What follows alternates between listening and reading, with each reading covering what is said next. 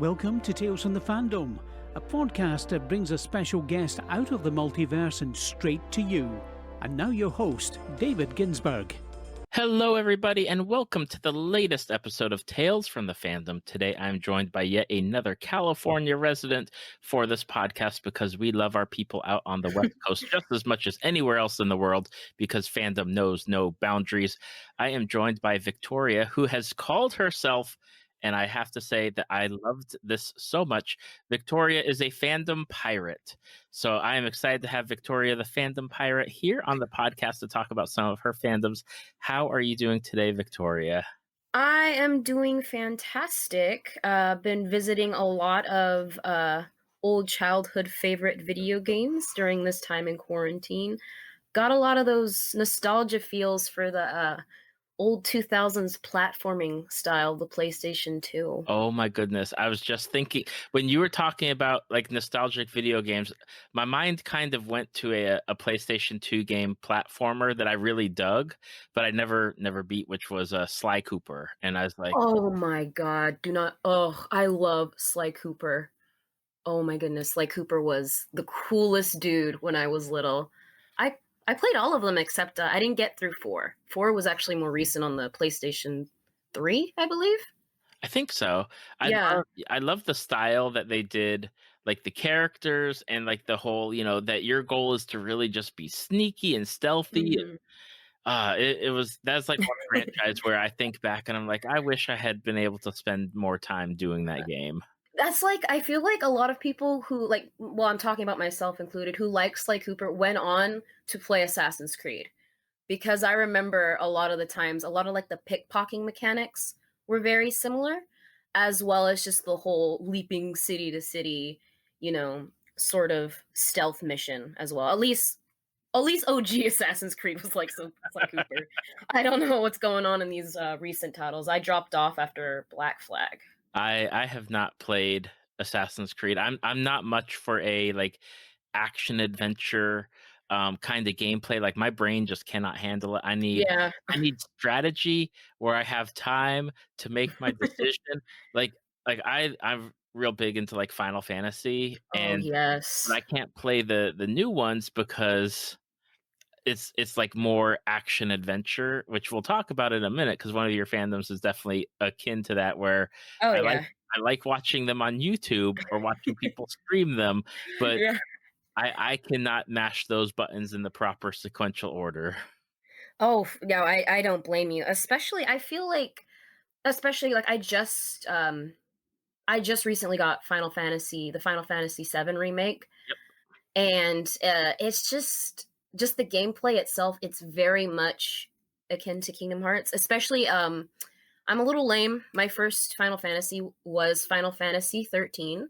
I did play the original Final Fantasy 7 later down the line, but it was just so much more structured on like the RPG mechanics, that turn-based system, Mm-hmm. Yep. And now a lot of times, especially with Final Fantasy 15 and the Final Fantasy 7 remake, you can get away with button mashing. If you're familiar at all with Devil May Cry's gameplay, I feel like a lot of people are going to be right at home, especially with just the mechanics of hit,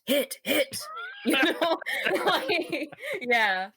So yeah, that's kind of what I imagined that structure is. But if you kind of want to get into it, the mechanics that are related to Final Fantasy and Kingdom Hearts, that is my bread and butter. I've been obsessed with Kingdom Hearts since I was 6 years old.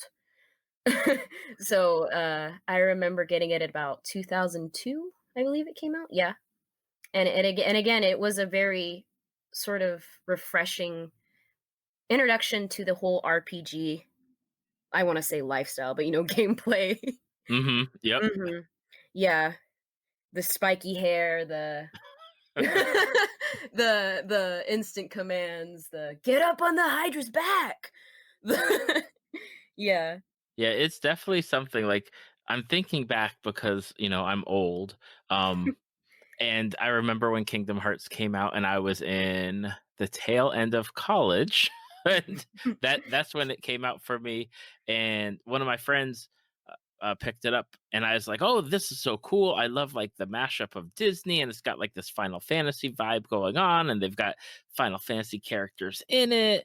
Oh, this is awesome. And then I'm like, oh, this is one of the games that I cannot play because it is akin to like I've never been able to play like Legend of Zelda. I've never been able to play just games where you are running around as that character and you just have to, jump and like I Mhm. cannot do it. I cannot do 3D. Ever since they moved to 3D, I Oh cannot do it. no. So Kingdom Hearts for me has definitely been one of a spectator sport of I'm going to watch and enjoy it. And then you said something to me before we got started recording, and you said that you've got a doctorate in the lore of Kingdom Hearts, and I def I definitely have been down the YouTube rabbit holes Oh. of please explain what is happening in Kingdom Hearts because I do not understand. Okay, the thing is like I am not going to be one of these Kingdom Hearts fans. Okay,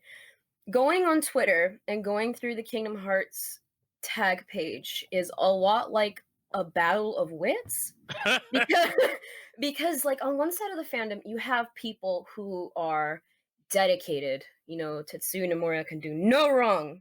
He's the modern Shakespeare, and then you have the other people who are meme lords. Well, I like to tell myself that I am right in the middle, where I can see that it is a wonderful blending of Western and Eastern cultures, and the fact that it takes Disney, which is such a big staple of American pop culture. Disney over here, at least, I believe that was the selling point for a lot of gamers here, was the fact that you're fighting with Donald Duck. Hmm. Okay, you have Goofy shielding you from enemy attacks. It was such like a outrageous idea, and I like to tell myself that I'm in the middle of the fact that I recognize that Kingdom Hearts makes no sense. But it is also something that I feel is just so pure in its outrageousness, Like how many people can say that they've fought alongside Buzz Lightyear? Right. Yeah, how many people can say that? And I feel like a lot of things that kind of alienates new fans is just there's so many titles. There's Yeah. so many games, and they're across so many different systems. Well, I did notice that they've now like taken those titles that were on, say, like Game Boy, and they've Mhm. brought them onto like the new PlayStation discs. Well, you also have the remasters. I know Chain of Memories was originally a Game Boy Advance. I never played the original Chain of Memories because I broke my Game Boy Advance, but it's been remastered for the PlayStation 2, and then they remastered it again for the PlayStation 3. 358 Days Over 2. See, that's how crazy Kingdom Hearts is that's the title of the game. Yep. A bunch of numbers. Was originally a DS title, but it's been remastered to a completely cinematic experience in the PlayStation 3 version, which has Kingdom Hearts 2 to, I want to say, Birth by Sleep. And Birth by Sleep was the PlayStation Portable game. Okay. Mm-hmm. And what's crazy is Birth by Sleep is technically Kingdom Hearts 1 because it takes place 10 years before the events of Kingdom Hearts 1. Again, like, people go on, and it's interesting you brought up Legend of Zelda because people go on and on about how in-depth the Zelda canon is, when Kingdom Hearts really has a sprawling sort of timeline that splinters off between characters. It's a very character-driven game, I'd say. Oh, absolutely. I think one of the things that I love about Kingdom Hearts, and I love getting to watch it, is getting to see these characters interacting with worlds that they really have no business interacting with. and then seeing how that kind of affects like the stories that I know, but now they're smushed into a video game of like Sora and Donald and Goofy traveling all over to I know that the first one is like to save the princesses of heart, I believe. That's one of the main storylines. The thing about Kingdom Hearts 1 is I think it truly captured a magic that hasn't been relived in any other title. I feel like it was completely codependent on that sort of Disney theme. Mm-hmm. It's not until Kingdom Hearts 2 where you start to get real Final Fantasy vibes. Like everybody's got zippers, everybody's got straps, Everyone's got belt buckles. Oh yeah, we don't know where anyone's parent is. But everyone's got spiky hair, big swords. But Cloud was in Kingdom Hearts 1, I believe. Yeah. He was introduced with Hades in the Hercules level. Yeah. Yeah. So you still had that kind of blended vibe of Final Fantasy and Disney.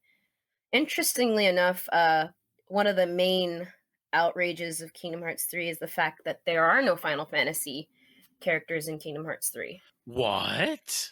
Yeah, there are no Final Fantasy characters in Kingdom Hearts 3. You have a lot of you have a lot of familiar faces in the Kingdom Hearts lore, and they kind of run past you.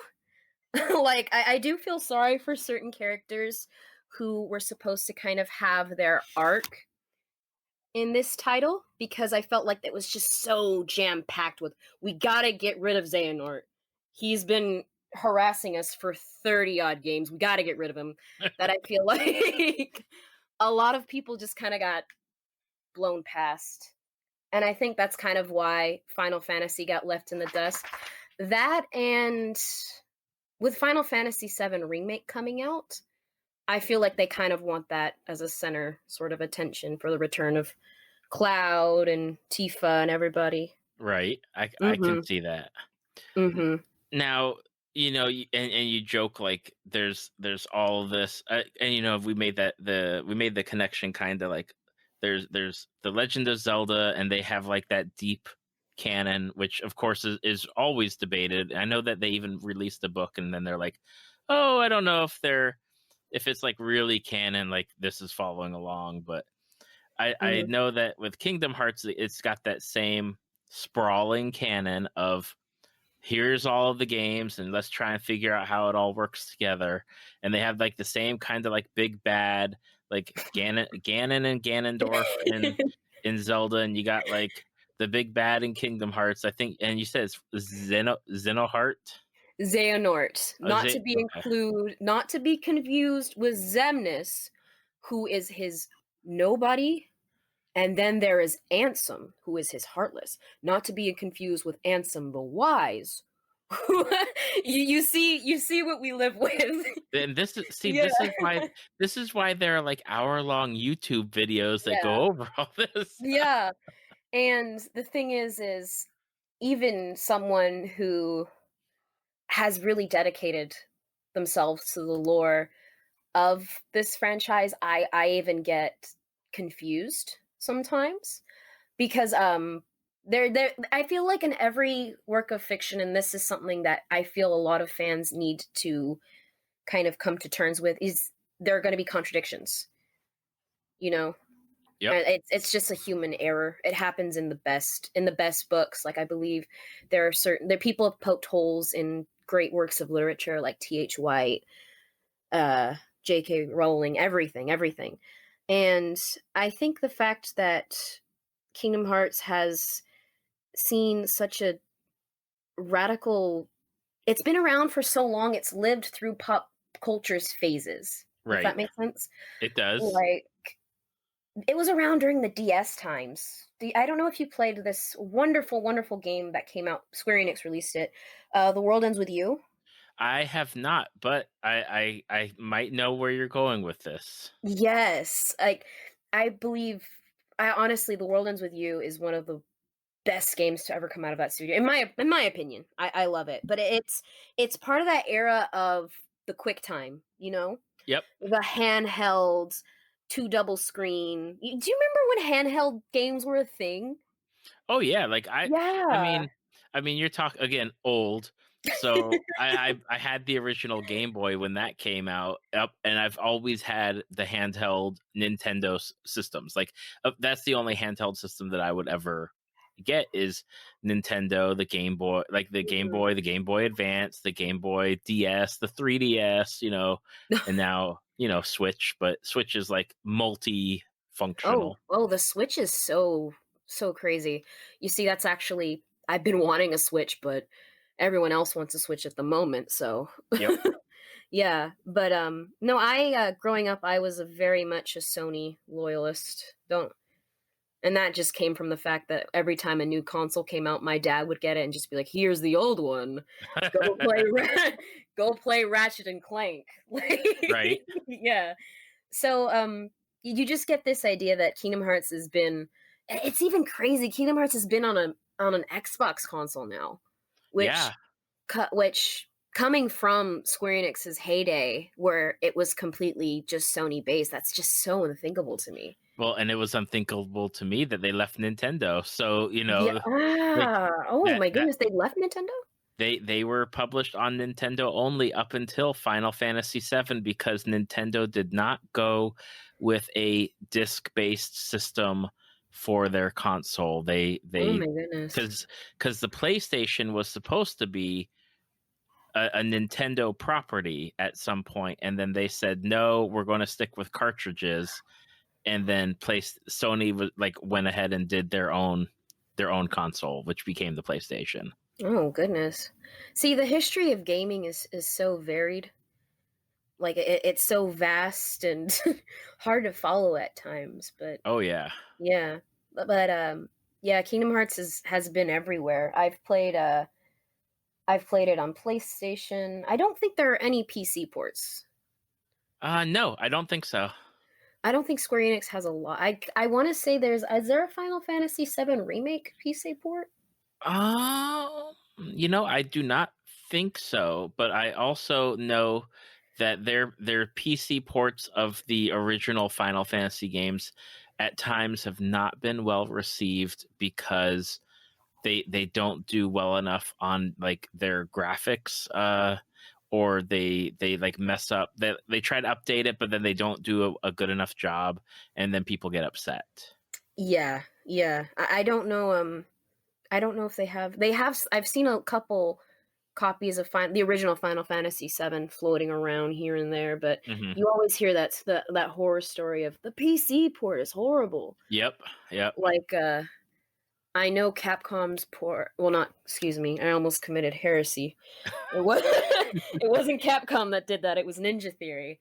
When they released the very controversial Devil May Cry reboot, everyone was actually saying that the PC port was eons better than the console port, which is again heresy for Devil May Cry, which is I believe was a Sony exclusive for a very long time. Yeah. Yep. Yeah. Mm-hmm. Now with Kingdom Hearts, I got to ask some standard questions when it comes to this fandom. Mm-hmm. Do you have a favorite character? I will defend Vanitas from Kingdom Hearts Birth by Sleep until my dying breath. See, and I don't know who that is, so I'm going to look it up. See, yeah. Vanitas, this is a new word. Ooh, yes. I'm also an English major, and I was before that I was an art major, so there's a very wonderful style of painting and artwork that takes after his name. So I saw his name on the subtitles when I was playing Birth by Sleep, and I just got excited. So I think he's wonderful. He's one of, I think, Kingdom Hearts' kind of fair weather villains. He has kind of the most elusive storyline, but I did manage to track down a copy of the novel he was introduced in. Okay. And that kind of introduced his motives for his horrible attitude. Yeah, it actually really hurt my feelings that he wasn't given a proper sort of send off in Kingdom Hearts 3. Especially with again the amount of gameplay that you're getting in these games where you can take I don't know I don't know what the third one gives, but like I remember Kingdom Hearts 1 where it's just like watching somebody just slog through it and be like, okay, like there's a lot of stuff going on here, and there's definitely enough time to like do the exposition and get that stuff out there, where it's like, okay, you can spend time on characters like that shouldn't be Yeah. a problem. Yeah. Oh, yeah. And the thing with Kingdom Hearts 3's gameplay is a lot of times is you see it and you're so taken aback by the fact like, oh my gosh, the visuals. I can't believe how good this is. He just took out a whole 10 dozen heartlesses and I pushed a button. Like Kingdom Hearts 3, especially with the attraction, they added an attraction element to the game where if you press a certain button, you get to take control of a Disney attraction. So you have the teacups, you have the pirate ship, just a whole bunch of again, they're paid by Disney, so they want to Right. remind you that. Yeah, but it really kind of just took control out of it. You have character quick time events, like I believe Jack Sparrow has a giant bomb sort of quick time event where tons of bombs just get thrown out on all enemies on the field, and Flynn Rider from Tangled will get on a barrel and just start walloping all sorts of enemies. And Kingdom Hearts 2, I feel like, lives in infamy for its Sephiroth fight because it's so hard. Oh my It's so god. hard for me.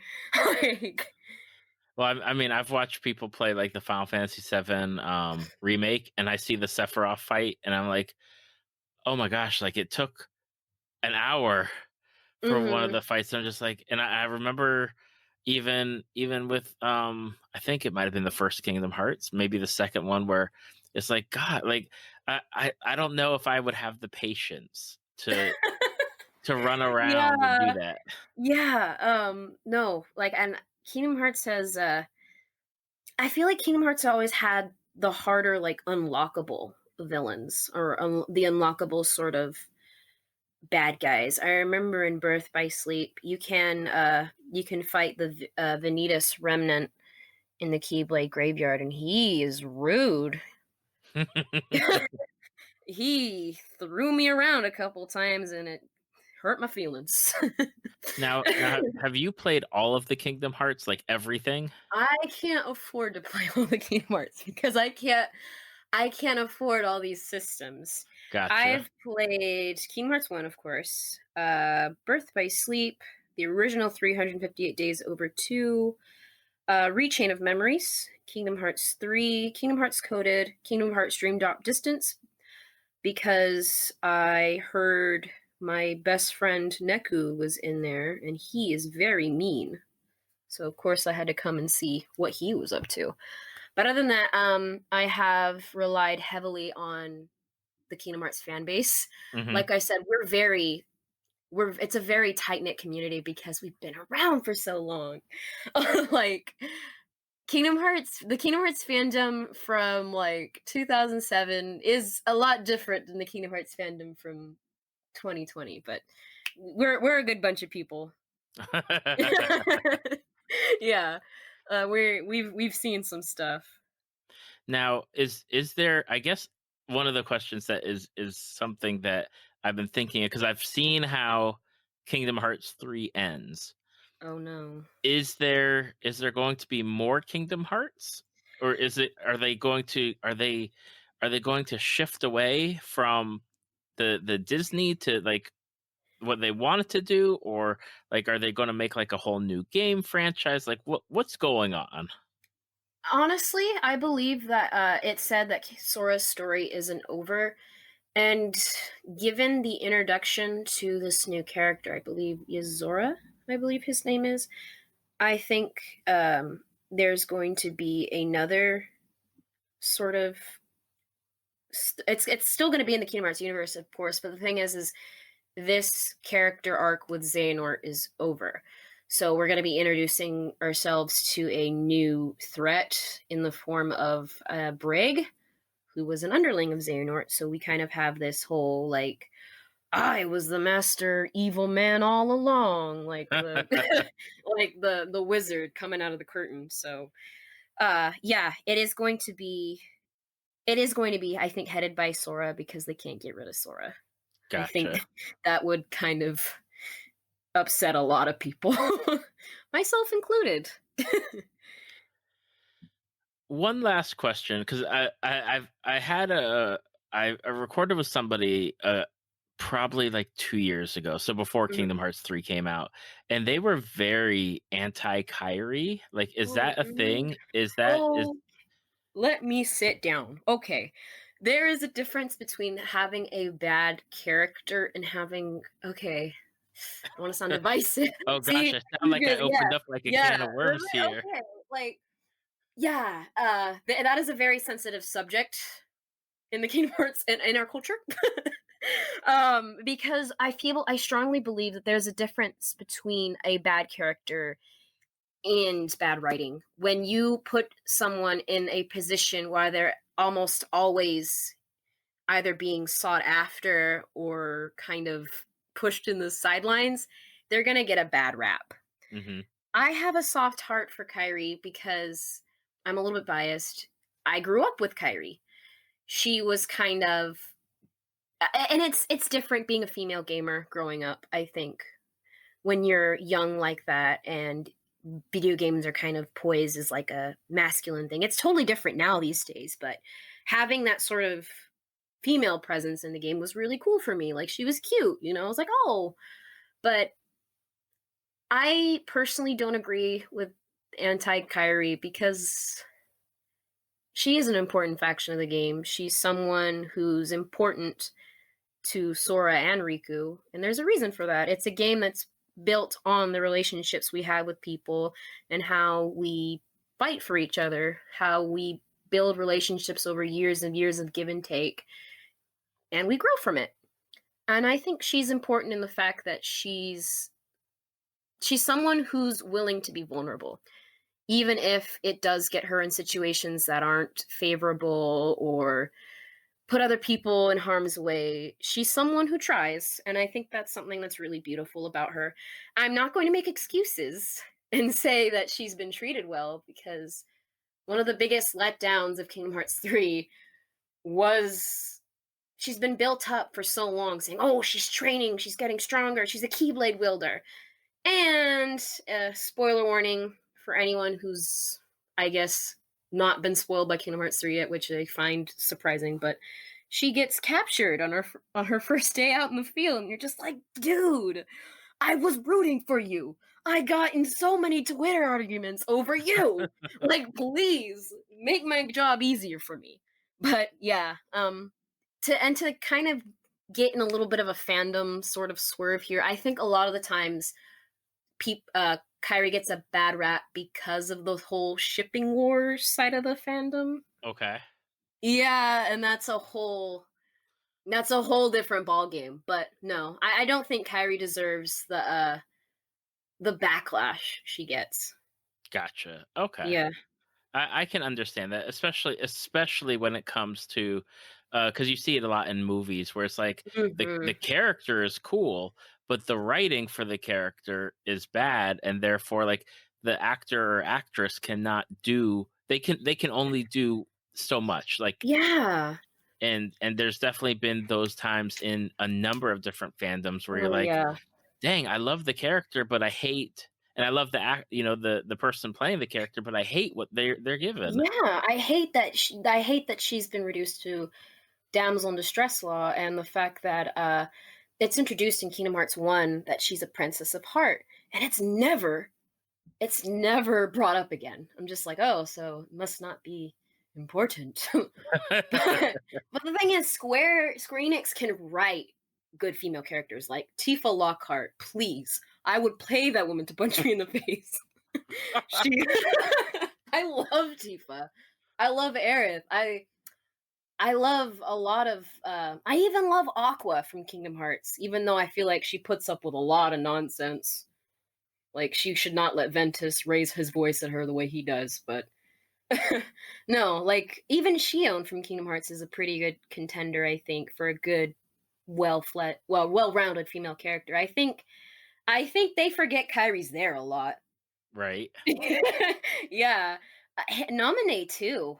I feel like, especially in Kingdom Hearts 3, I kind of felt that she was kind of, oh, this is a loose tie. Let's bring her back. Even though, she had such a big role in Kingdom Hearts Rechain of Memories. And it was just kind of like, oh, she needs her 2 seconds in the spotlight. Let's give it to her. Yes. Oh my goodness. Well, I have definitely learned a lot about Kingdom Hearts on top of everything that I have watched and forgotten on YouTube. In your defense, I feel like a lot of Kingdom Hearts is a live in the moment sort of thing. Like you just gotta go with the flow. It's like a trip to Disneyland, you got those couple minutes on the ride. Now it's time to get back and grind and kill a few heartless in line. So yeah. Yep. I got you. I got what you're putting down. Thank you. Now on the flip side, so we're gonna flip it now from like happy Kingdom Hearts to something where, and I will fully admit, I worked at Blockbuster Video back when there was such a thing as Blockbuster Video, and for those who are listening and you hear me say Blockbuster Video, it was a place where people came to rent videotapes and then eventually DVDs of movies, and then take it home, and then they'd bring them back, and then there'd be like, extenuating circumstances and y'all didn't have Prime Video and Netflix in those days. That back in those days, yeah. Now there was one genre that, regardless of it, like I was traumatized as a kid by watching Jaws. Okay, I was traumatized, and I always thought Jaws was going to come out of the toilet and out of the shower. So I do not do horror. Like I'm not a horror person. I don't watch horror. If I'm made to watch it, I try to watch it during the daytime, so that way I can follow it up with like a comedy and be like, rinse my brain out. How do you survive in October? October's a happy, fun festival month where there's nothing scary about anything, right? But you are like horror person. I am. I feel like personally the concept of horror is as old as time. I feel like we've been scaring the bejesus out of each other ever since Ovid penned the Metamorphosis. Like there's just this attraction to being horrified. And I feel like a lot of people find it in different ways. Like it's like the same feeling you get when you listen or read something sad. It's like that bad visceral reaction that you just kind of sit with and you're just like, oh, this is terrible. Tell me more about it. Mine just happens to come in the form of Pennywise the Dancing Clown. So that's my cathartic sort of release. How? When and how did you get into horror? Like, was it something as a kid? Was it something that you found later in life? To be horribly honest, I've always been a really weird child. I had this bizarre fascination with Chucky. And I think it's because I did. Like, I don't know why.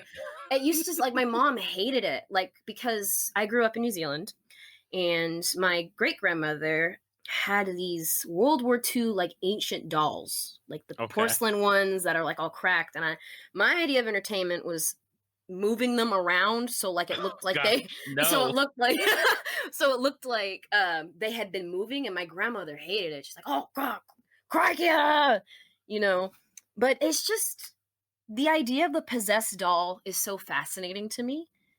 Like the fact that you can take something childish and sweet and just completely like turn it on its head. I think that's why I was very interested in the Child's Play franchise. That is until they made Seed of Chucky, which I didn't appreciate, but that's besides the point. And as well as just that whole era of 80s horror is something like, oh yeah, the 80s. And that's another thing you'll get a lot of arguments over is the best era of horror. for me, the best era of horror was certainly the 80s. Freddy, even Will Smith coming out with his his Freddy Krueger rap. There's a Yep. nightmare on my street. Yep. You know, I feel like the 80s kind of introduced us to like it brought horror to the front side of public consciousness, you know. This is also where you get the Hollywood horror movie blockbuster. There's countless Halloween movies, countless Friday the 13th movies. Even Nightmare on Elm Street has a couple under its belt too. Yeah, it's because that's my time period. And see, like I got traumatized by Jaws, and then that was the thing, is that like in elementary school or middle school they would be talking about these movies, and my parents were like, "No, you're not watching that." But even when I saw like the box cover, I was like, "No, that is not for me." Like me and horror, like there are very few horror movies that I can count and be like, okay, I've watched them. Like I've seen Chucky, like Chucky 1, Chucky 2, Chucky 3, and then after that, I didn't see any of the rest of them. I appreciate that you saved yourself from that. Now I will say my youngest, my youngest son is started at like 9 years old. He was like, I want to watch Chucky, and we're like, you're not watching Chucky, because then you're gonna have nightmares. Oh my god! And isn't that interesting? Because I feel like kids these days are fearless. Like I've gone to conventions, minding my business in the Starbucks line as Pennywise. That's another thing about cosplays. You forget that you're in cosplay and people can see you. Mm-hmm. So like, here's Pennywise trying to get a mocha frappuccino. I'm like, man, what are y'all staring at? Like, what's your problem?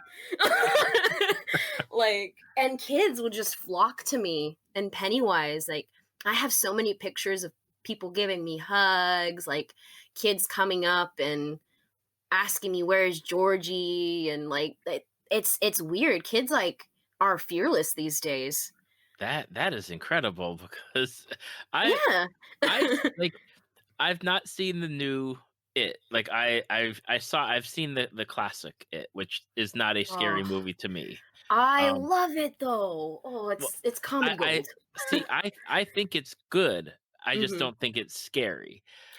But man, the new It and the people who cosplay as It freak me out. Like do. Like even when I was scrolling through your Instagram, I was like, oh no, let's keep going. We gotta get past this. Yeah, that's the thing about my Instagram, is it's like, oh, here's Sora. Oh, here's Alice in Wonderland. Oh, Pennywise, Rapunzel. No, it's interesting you bring up the new It, because I feel like it's important, and it really kind of like hurts my feelings when people talk bad about the classic, you know, It. When you have to remember, it was on a shoestring budget basically, and it was made for TV. Right. But Tim Curry is such an icon. Oh my gosh. He really embodies every character he's in, even in a Rocky Horror Picture Show, everything he's in, even his voice acting. Tim Curry is such a legend, and I really have a lot of respect for that concept of Pennywise, because it doesn't closely resemble the book, because Stephen King is one of the hardest authors to bring to the big screen. And I realize that because a lot of it is kind of 80s thriller trash novels. Like, if you want to talk Stephen King, a lot of it is kind of crazy. Like, the Tommyknockers novel's a bit out there. But then you get bangers like Misery and Pet Sematary, where it's just this complete narrative change of just the dark and awful. But I'm getting on a tangent. Back to Pennywise. I feel like the new It, the only problem is the fact that he's so scary. I don't think children would willingly go to him. Mm-hmm. You know, like when you have Tim Curry's Pennywise, you have a birthday clown. Sure, he's speaking in this drawl and has this real deep sort of menacing voice, but he still looks like a clown. If I were to see Pennywise in real life, he'd keep my boat. I wouldn't I wouldn't be going after it. Right. I think that's one of the biggest sort of criticisms towards that variation of the character. But in terms of performance, I thought Bill Skarsgård was absolutely wonderful. I think he's creepy when he needs to be creepy, charming when he needs to be charming, It's just a wonderful interpretation, really. And it's kind of ironic that you have kids at I was at Anime Pasadena, wonderful con, by the way. Don't ask me why I was Pennywise at an anime convention, but we live and we learn. But That's right. just kids lining up to get to hug Pennywise, kids on my TikTok who comment on like, Pennywise, I love you. Pennywise, you're my best friend. So it's just like this kind of like cultural sort of twist that children in this day and age absolutely love Bill Skarsgård's version of Pennywise. It's just, I don't know what it is with kids these days, and I have 3 of them. It shocks me how much kids know. Like I work with kids as my day job, and I've seen pictures of Pennywise on crayons. I'm like, who's this? Who's this with you? Oh, teacher, that's Pennywise Clown. I'm like, I don't like that. For you, like, you're super into horror. What are your go-to horror movies? Like when you're sitting there and you're like, I want to watch some horror, like what are you looking for? Are you looking for like some of the 80s stuff? Are you looking for some of the stuff now? Like, take me to what you watch. I feel like you have to be in a mood for certain genres of horror. Like for instance, this generation of horror has been wonderful with the concept of situational horror. You have Jordan Peele, who I honestly believe is one of the best writers in this genre right now. His movie Get Out is frightening, it's terrifying, and it's culturally relevant. You have situations where a character is put in a place that is very modern, very real, and they're powerless. So the concept of meeting your girlfriend's family for the first time and finding out that they're harvesting the minds and bodies of Black men is just like, it's so scary because it's so normal, you know? And then you have concepts like Midsummer. That's a very divisive horror movie, I think, because a lot of people hated it, but I'm obviously not one of those people. It's people going it's people going out on vacation and finding out that a cult wants to sacrifice them to their gods, It's just taking the mundane everyday life and amping it up to danger is one of the most beautiful things of modern horror, I think. And even in the 70s with the original Wicker Man, not the Nicolas Cage one. The bees. But no, like a lot of the times I do find myself gravitating towards the fish out of water, I didn't intend for this to happen side of horror. Another good one would have to be I love Rob Zombie's films. A lot of people don't like them because I feel like they don't appreciate his remake of Halloween, but I love The Devil's Rejects and his first. Why is this slipping my mind? I'm so sorry. House of a Thousand Corpses. Yes, because I was just about to say that is one when I worked at Blockbuster I rented, and after watching that movie, I felt so sad about like the world in general, and I was like, I need to feel better about myself after seeing that. The world in general, like there's no like hospitality anymore. Like you can't just like randomly visit people anymore. They're gonna turn you into life-size mermaid sculptures. But oh my gosh, that movie. Oh yeah. I mean, good movie. Oh but yeah. Not me. Oh yeah, and I don't blame you. But the thing is also, I feel House of a Thousand Corpses, and this is another controversial horror topic. A lot of people, when you talk about Rob Zombie's films, especially when it pertains to House of a Thousand Corpses, a lot of people don't know if if he's ripping off Texas Chainsaw Massacre or if he's paying homage to it. Mm-hmm. Personally, I believe he's paying homage to Texas Chainsaw Massacre because Texas Chainsaw Massacre is its own beast entirely. I read the novel that the actor who played Bubba Sawyer, or excuse me, Leatherface, wrote on the making of that movie, and it was horrific. These people were in this house for hours on end with rotting deer heads and chicken bones, and it was Texas heat, so I could only imagine. Oh my gosh. Yeah. Chainsaw Confidential by Gunnar Hansen is a wonderful read for anyone who's really interested in sort of the artistry behind low budget horror. And the fact that, and again, if you want to talk about older horror movies, I feel like the public was so innocent back then. Like marketing has changed completely. Like when Texas Chainsaw first came out, people were saying that it was a real movie, that people really got caught up and hung on hooks and all this crazy nonsense. And it just goes to show you how beautiful just traditional media is, like traditional effects, I mean. Mm-hmm. Yeah, like fitting people with skin vests so they can be hung on hooks and everything. I think the last time I ever heard of like a crazy media stunt like that was for the first Blair Witch Project. Right. I remember my mom, I couldn't have been older than like 5 or 6. My mom was like on the website and she's like, "Oh my goodness, I can't believe that they put this movie out when these young people are dead." Like, yes. Oh my god. I remember seeing it in theaters and people were getting up and crying, or they had to stand in they stood in, you know, the little alcoves to get out where there's like that light. Mm-hmm. They were standing there to watch the movie, but they couldn't get any further because they didn't want to go into the darkness. Like, it was such a weird time for, like, when that movie came out. Like, I don't know what was up. Like, I know that the internet was like kind of new, like people were starting to get beyond like dial-up modems and everything.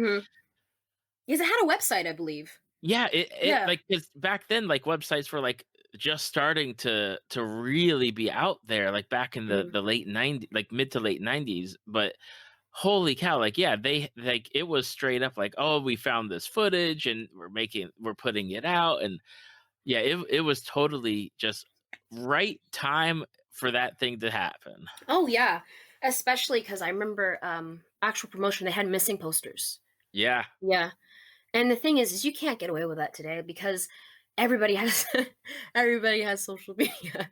Like, if I were to do that right now, I'd be like, "Oh my gosh, that's cosplay spooky. She's not missing." Like, now, if you want to talk about outlandish like media frenzies, like you have things like Antrim, where people say like, "Oh, I watched this and it gave me a headache," or "I watched this," or like, and in the beginning of Antrim, it's 2018 movie, it's like, "You have been warned, you know, if you proceed further, you will be cursed." You know, and it is unsettling. Now you have sort of like that offhand experience of the crazy movie media stunt. Like, or you have a lot like Netflix's Stephanie. It's a Spanish speaking film where it's based off a true story. And then you get the credits where it's like, "Oh, these are the real pictures of the house." And I think that's kind of what they were going for The Conjuring. The Conjuring, about the found footage of like the couple who would investigate ghost stories and things like that. Yeah. Ed and Lorraine. Yes. I don't know if you've seen those ones. I know you said you were kind of...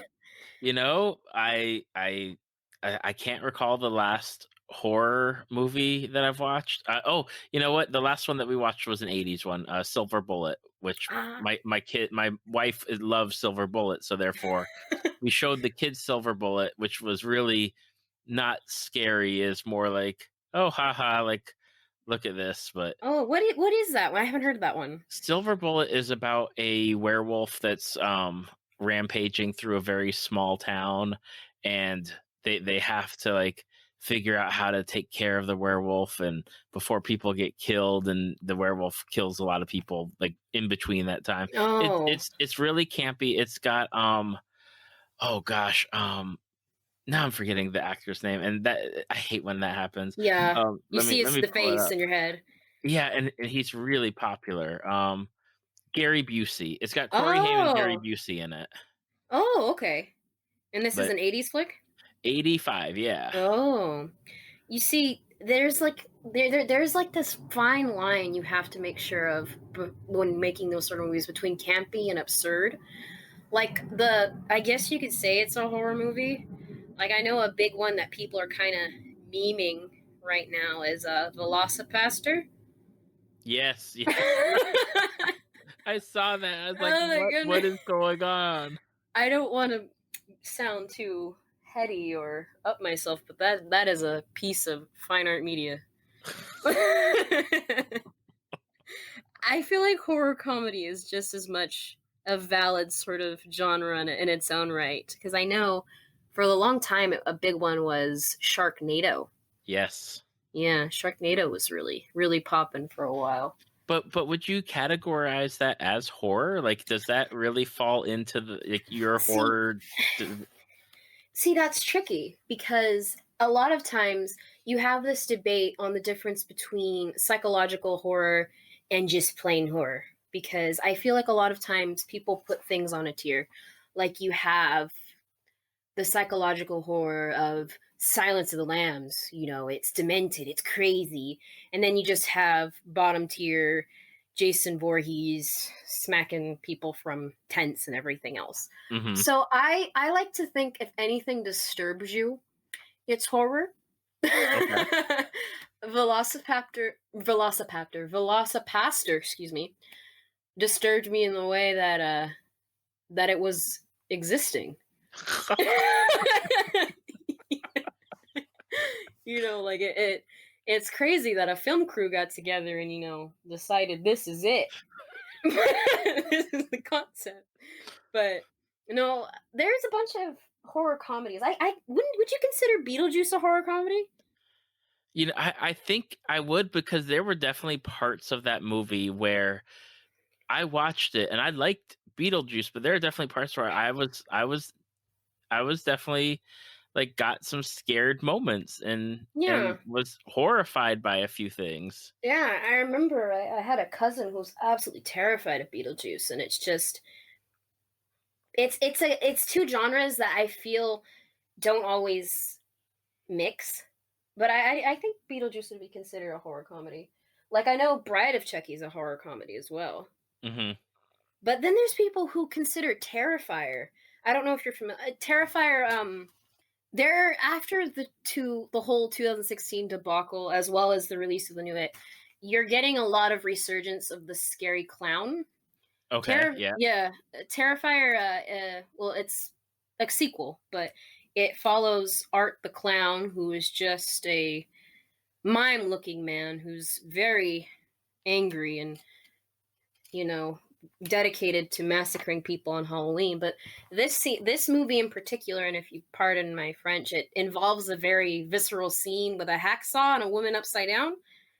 And there are people all the time who consider that a horror comedy. And I was like, that was quite gruesome. Why would you say that was a comedy? Right. I think it's also how things are presented. Like if it's tongue-in-cheek, like Devil's Rejects is almost a horror comedy. Rob Zombie's Devil's Rejects, even House of a Thousand Corpses. It's just because it pokes fun at so many things. It pokes fun at the fact that, young adults act stupid sometimes, or we have this idea of people who live in certain regions of the world and how they act and how, we're afraid of that. It's just, it has to do all with narrative and tone, I think, when it comes to determining horror comedy, if you take yourself serious or not.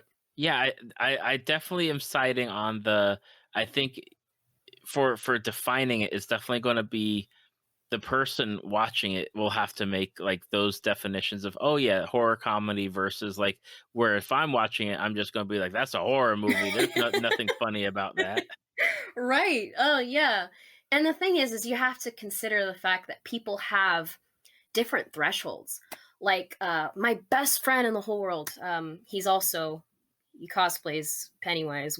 People who cosplay Pennywise, we talk to each other and we form a group and we give each other pointers because that is our clown culture. But we'll watch everything under the sun. We'll watch blood, guts, gore, breaking and entering, home invasion stuff. But I put on Outlast, a horror game, which is beautiful, by the way. Mwah, chef kiss to Outlast, the Outlast franchise. And he can't handle it. Like, it's something about that, like the immersion of playing games in the horror setting that makes people upset. Like, I know a lot of people were upset by Alien Isolation. Okay. Yeah, Alien Isolation's a bad game. Oh my goodness. It is so cool. I loved Alien Isolation. The Alien franchise is interesting in itself when it comes to horror too, because it kind of kisses, well, not really kisses, it full on goes for it, the horror sci-fi aspect of it.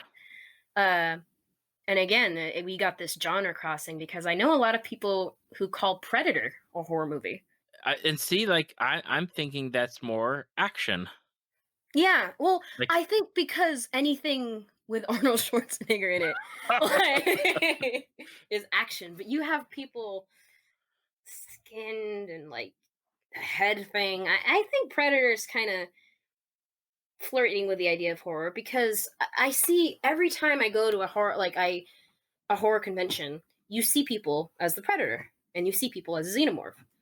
Like you have again these kind of cross horror icons. It's nothing compared to you have horror icons. Like I think when you think horror, you're gonna think, oh, Michael Myers, Jason Voorhees, but again, it's kind of that genre crossing that's so interesting. This is an incredible discussion. I think this might have to be something that we follow up with later. Yes, because I think this is a very fascinating discussion to me. So on top of your Kingdom Hearts, and definitely as you mentioned while we were talking horror and talking about you dressing up as the creepiest clown in the planet, you are a cosplayer. Like that is how I found you on Instagram. Is I saw your stuff. I was like, oh, you do really great work. I really like this. Thank you. Oh, that means so much to me. And I like that people it's always interesting when I started the podcast, I was like, okay, who am I going to get that is going to want to talk about fandom? And I said, well, the easiest people to find are cosplayers because I can clearly see some of the fandoms that they're into, and I know that they're really dedicated to it. Right. Oh my goodness. We're crazy enough to wear this stuff in public, guys. Right. And that is not saying I'm not saying that as oh my gosh, I can't believe it. I definitely, it's something where me personally, I'd love to do more of it if I had the time, or either time or money. They kind of don't go together. But how did you get into cosplay? I feel like anyone who has a drama sort of background has that sort of thing. I grew up with my mother, who was from New Zealand. So when we came to this country, a lot of it was us navigating weird American culture. So a lot of the times we just hole up and make things. And I had an obsession with Nightmare Before Christmas. So she sewed me up a Sally costume. And I'm like, this is great, but it's not Halloween. And she says, well, why let that stop you? We're already making tons of dresses. We're already doing princess stuff. Why let that stop you? So that's kind of been my go-to when it's come to cosplay. It's always a wonderful opportunity to learn something. It's a wonderful opportunity to kind of feel your own creative side, and it's such a wonderful community. All of my best friends are cosplayers. I've said it before, but I feel like it's hard to be in any sort of relationship with a cosplayer because we're so dedicated. We're just into our stuff, and I got into cosplay as a way to sort of pass the time, and it's been great for quarantine, especially. Oh my goodness. I've been popping out costumes left and right.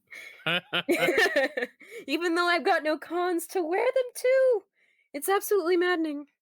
That is the one thing where, like, before in the before time, like, especially in BC, the times of BC before Corona. that's right. Before Corona, there was definitely the times of, especially, I would say, like, California, Texas, Florida, a few other states where it's every week there is basically, you can find a con to go to if you Oh really yeah. are wanting to go do that. Mhm. And it's definitely like, it was always something where people that I follow, okay, I'm debuting this, I've got this, I'm doing this, and it blows me away, the dedication that people that cosplay put into, for the time, the effort, the blood, the sweat, the tears of Yeah. getting these costumes. And I like, it is just something where I'm like, dang, like, that is some craftsmanship right there. Oh yeah. And it's just I feel like the beauty of conventions is if you're like myself, you work 9 to 5 and I feel like being a nerd, like you're not a different person, but you just connect differently with people who are into things, you know? Like you it's a really it's like really mean word, but the normies. Like it's so much different when you go to a convention, you're surrounded by people who know what it's like to be moved by fictional characters or stories or even just the little things like a certain look, you Hmm. know? That's another thing cosplayers are so wonderful with is the makeup. Oh my goodness. Yeah, I got a message today from one of my friends who knows nothing about cosplay, Mhm. and she just, like, had started listening to the podcast, and she said, "Why don't you interview this person?" And she sent me Allison Tabitha's Mhm. Instagram, and I Ooh. said, "Yeah, I know who she is. I don't know if if she would ever come on this podcast, but yes, I'm very aware of, like, her, like, chameleon-esque awesomeness of being Yeah. able to be anybody." Yeah, it's crazy, right? Oh my goodness. I think that's one thing of cosplay also is like you try so hard, it's like it still looks like me. What in the world? Yeah, it see, and that's what would be me. Like, I would put something on and be like, "Yep, still me. There is no changing this that I am." Oh my goodness. Now for you, like, because if people go to your Instagram, they'll see that you have a wide variety of cosplay, that you swing from, like, one end of the spectrum to the other as far as Yeah. characters go. How do you choose who you're going to cosplay? Is it more of you're connecting to the character? Is it more that you like the look and you're going to go do that? Like, what is the draw for you to those characters? A lot of the times it's completely dependent on the circumstance because there are cosplays where I'm like, "Oh, that's cute." Maybe I'll throw that together. Like I recently did Elle from Death Note because I've been in quarantine.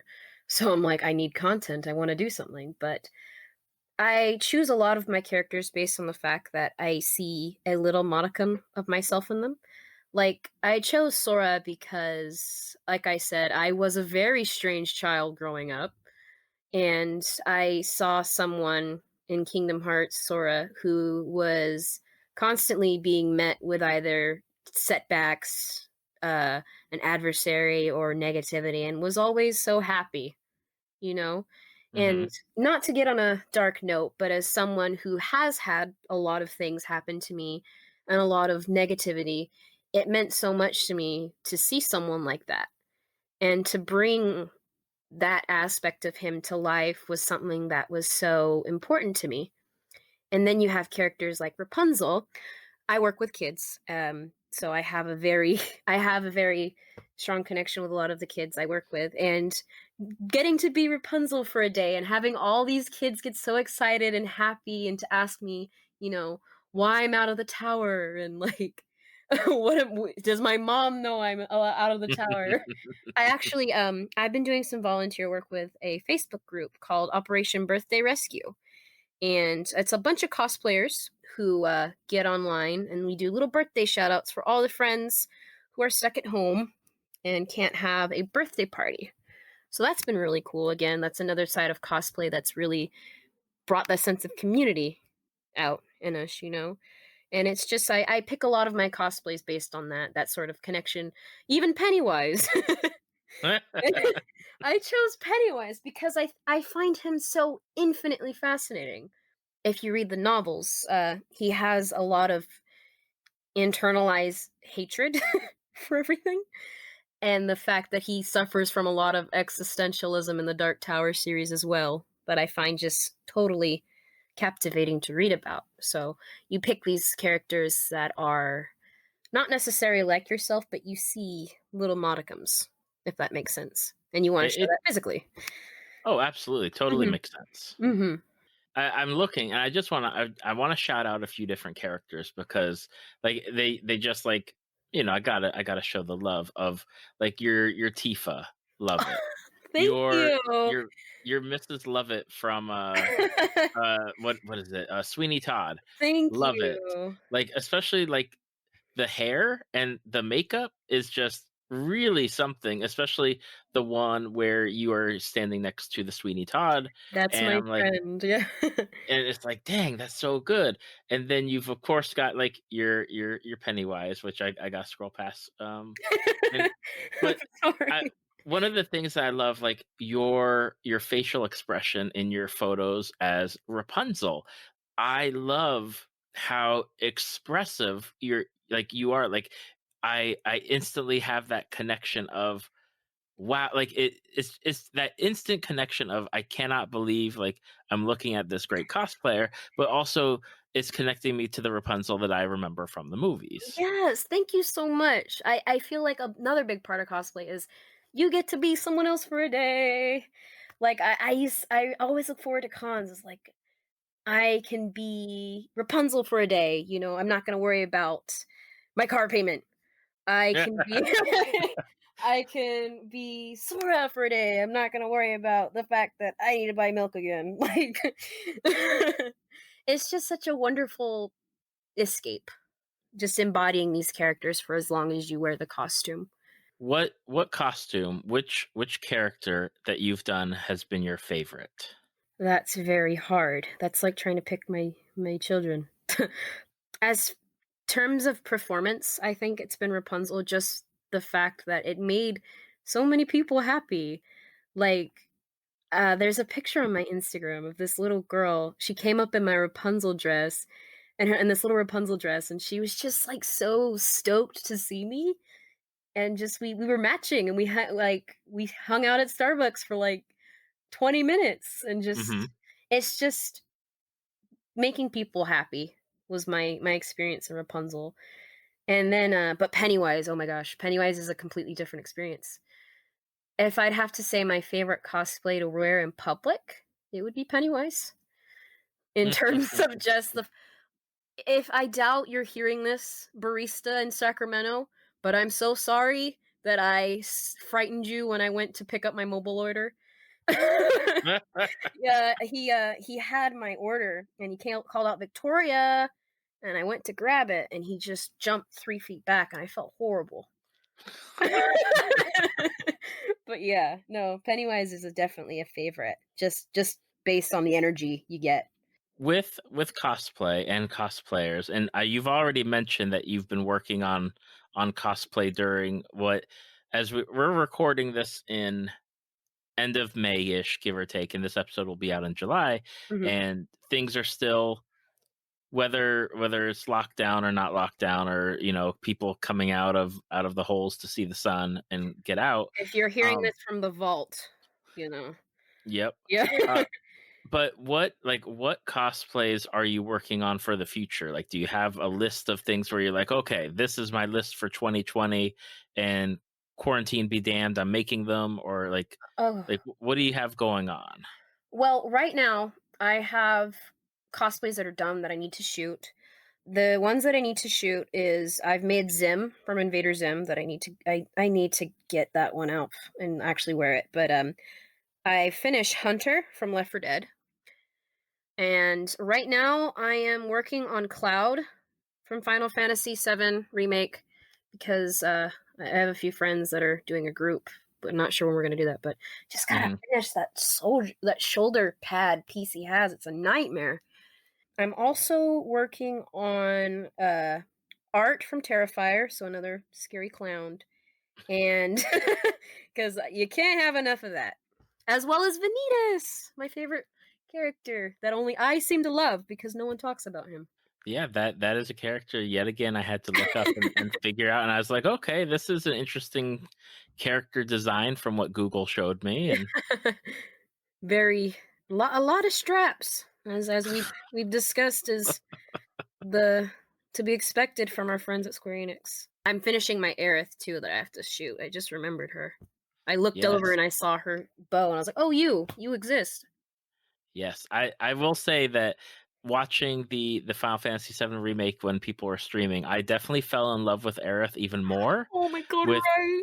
with her character and the voice acting and just wonderful. But I did want to say that there's a connection between horror and like the Final Fantasy Kingdom Hearts type stuff is you apparently can get away with as many straps as you want in both things because there's some horror characters with belts and straps and all sorts, and then you got Kingdom Hearts straps. And Oh Final yeah, Fantasy. yeah. The thing is that they have in common is I'm uncomfortable at the con where I'm wearing both of them. So it's a win-win situation. Oh my goodness. Real talk though, Aerith is she's so sweet in that one. I'm really happy. I am. Oh god, I can't. Sephiroth's gonna kill her again. I can't live through that. I'm excited to see where they go with that remake. Getting off topic, but yeah, I'm looking forward to it. I dug what I watched when I got to see people stream it, and I was like, okay, I'm down with this. Someone on Twitter gave me heart palpitations. They said that there's a chance that it's going to be Tifa who dies instead of Aerith, and I will lose my mind. Like, I will return the game if that is what's going to happen because I can't I can't cope. So hopefully not. Now, for people that have listened to this episode and they're like, dang, I need to go check out Victoria's cosplay or find out more about this person who's into horror movies, what are the best places for them to check you out? Well, right now I am just focused on Instagram because it is like I feel like the most popular way to get in contact with your fellow cosplayers. So if you want to follow me at Cosplay Spooky, that is my Instagram. I am a boomer. I recently got TikTok, but I don't know how to use it. You cannot be a boomer at your age. You told me your age based on what movies and video games came out. You are not a boomer. I just don't understand TikTok. All my friends understand TikTok, but I don't. I am 40 years old and I do not understand TikTok, and it's not something I'll ever get. But I don't understand it. But just you're not a boomer. But my TikTok is Spooky's Dead at TikTok. So if you want to see the very minimalist videos I post there, I will probably follow you back and give you so many compliments on your stuff because all of my friends are amazing and I love them dearly. All right. So you got your Instagram and you got your TikTok. Mm-hmm. Okay. So for people that are listening, the links, at least for the Instagram, will be in the show notes. I'll make reference to the TikTok because I'm not sure how to link TikTok for things. Yeah. Because again, I'm old and I don't understand it. I'm not sure if it's something you have to search for in the app or if you can do it on a website, but I'll figure it out if I can. If not, I'll just have the link and the information so that way you can go follow Victoria on that TikTok app. Mm-hmm. And Victoria, I wanted to say thank you so much for spending an immense amount of time with me today because it was a blast and I am very informed on a lot of things, especially the duality of Kingdom Hearts and horror. Thank you so much for having me. This was so exciting and fun. I feel like I've been so socially drained. This has been like the best conversation I've had in so long. Yay! Thank you for listening to Tales from the Fandom. Subscribe to us on iTunes or your podcast app of choice. Follow us on Facebook at www.facebook.com/talesfromthefandom to see photos, links, leave feedback, and check out upcoming guests. If you'd like to be a guest, email David at talesfromthefandom@gmail.com.